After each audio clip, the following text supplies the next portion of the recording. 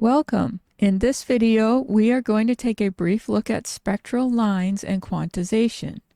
In 1896, Dutch physicist Hendrik Lorentz and his student Peter Zeeman studied the effect of magnetic fields on line spectra.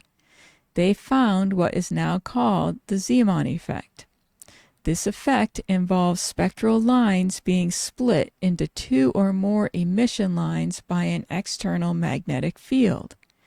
They won the 1902 Nobel Prize in Physics for their work. The number of lines the spectral lines are split into depends on the magnetic field strength.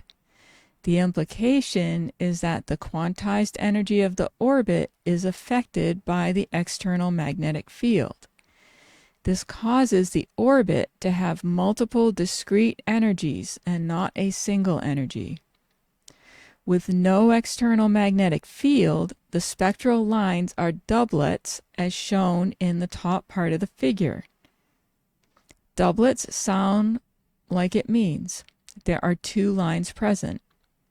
This is called the fine structure, and it is due to the interaction between the electron spin and the orbital angular momentum. The middle and bottom parts of the figure show spectral lines when there is an external magnetic field. The bottom part has more lines as it has a stronger field. This work resulted in the following findings. The direction of orbital angular momentum is quantized. This is called space quantization. We already knew the magnitude of the orbital angular momentum is quantized. It also led to finding that electrons have an intrinsic angular momentum called intrinsic spin.